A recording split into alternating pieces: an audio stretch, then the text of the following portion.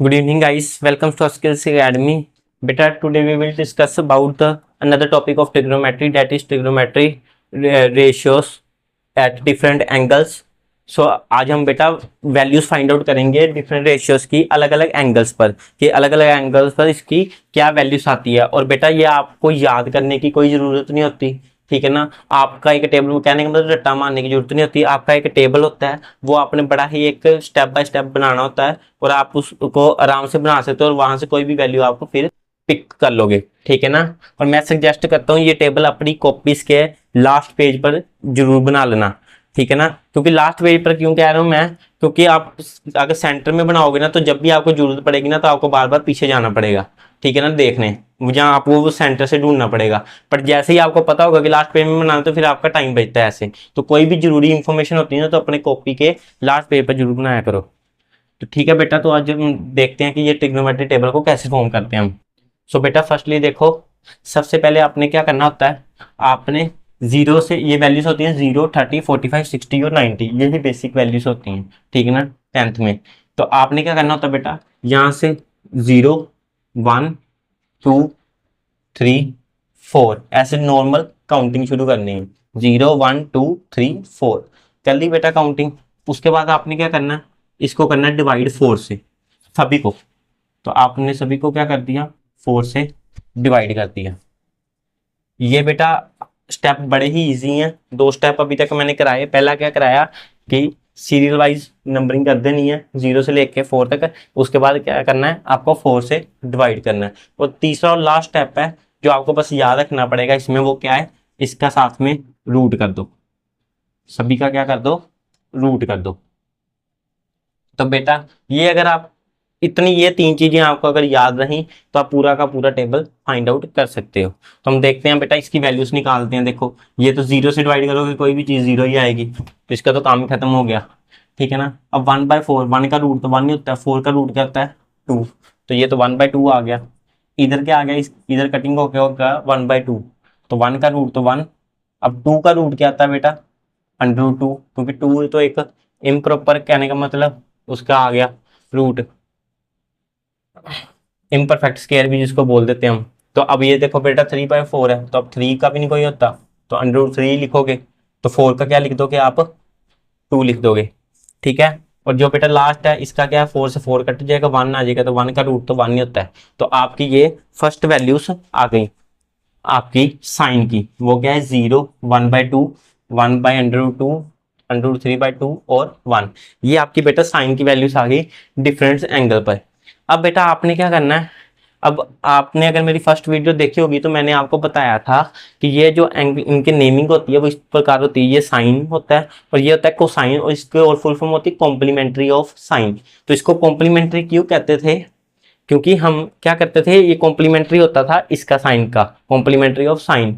तो कॉम्प्लीमेंट्री किसको हम मैथ में बोलते हैं, जिनका जोड़ आपस में 90 डिग्री का हो, वो 2 एंगल जिनका जोड़ आपका 90 डिग्री का हो। तो सबसे पहले बेटा क्या करो, आपने कुछ नहीं करना, इधर से उठाना है, वैल्यूज उल्टी लिख देनी है।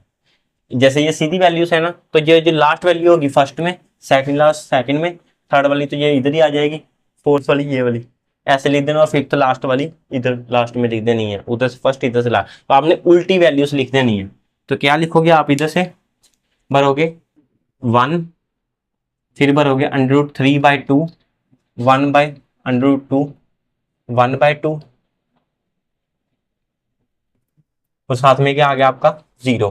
तो अब बेटा आपको पता चलेगा कि इसको कॉम्प्लीमेंट्री क्यों बोलते थे, क्योंकि साइन 0 की वैल्यू किसके बराबर है, cos 90 के।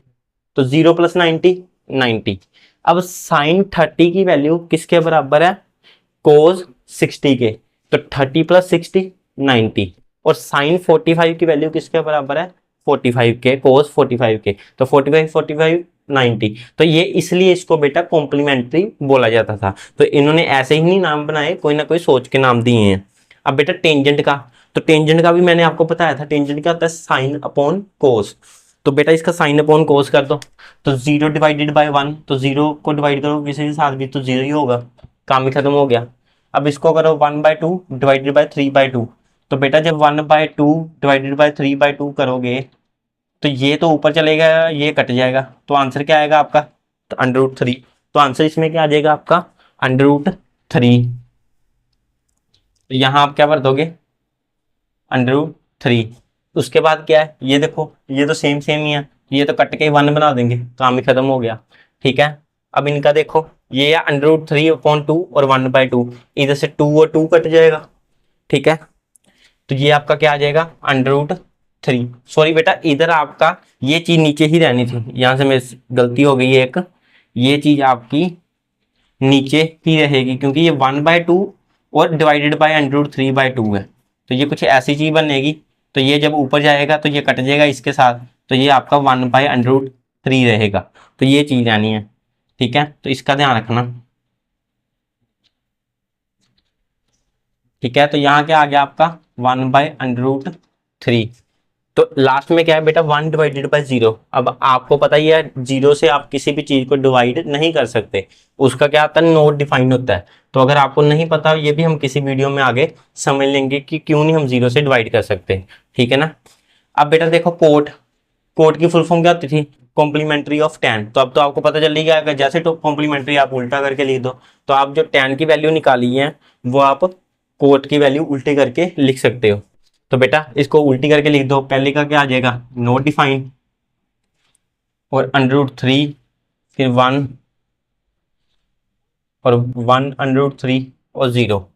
ठीक है, और बेटा ये आप दूसरे तरीके से भी निकाल सकते हो क्योंकि कोट होता है आपका इनवर्स tan का, तो tan होता है साइन अपॉन कोस, तो इसकी वैल्यू क्या होगी आपकी कोस अपॉन साइन। तो कोट क्या होता है बेटा कोस अपॉन साइन, तो ये भी होता है। तो आप उस तरीके से भी वैल्यू निकाल सकते हो, बट वो निकालने की जरूरत नहीं पड़ती हमें। ठीक है ना, क्योंकि हमारी इजीली निकल ही जाती है, तो हमने क्यों उल्टा करना उसका काम, ज्यादा क्यों लेंथी करना। ठीक है बेटा, अब सीकेंड की वैल्यू है, सीकेंड की वैल्यू कैसे निकालोगे बेटा, ये भी मैंने पिछली वीडियो में करवाया था आपको कि सीकेंड क्या होता है आपका सीकेंड होता है आपका 1/cos। तो आप 1/cos का तो 1/1, ये इसका रेसिप्रोकल कर दो। सिर्फ आपने क्या करना है, अब 1 में लिखना, मतलब कि रेसिप्रोकल करना है। तो √3/2 क्या हो जाएगा 2√3। ठीक है, ये 1/√2 क्या हो जाएगा √2, ये 1/2 क्या हो जाएगा 2, और ये लास्ट में क्या है 1/0। तो 1/0 क्या है आपका नोट डिफाइन आ जाएगा, क्योंकि ये 1/0 से आपको अभी मैंने बताया कर ही नहीं सकते, तो आप इसको कर ही नहीं सकते। तो ये मैं पार्टीशन डाल देता हूं, आपको प्रॉब्लम ना हो।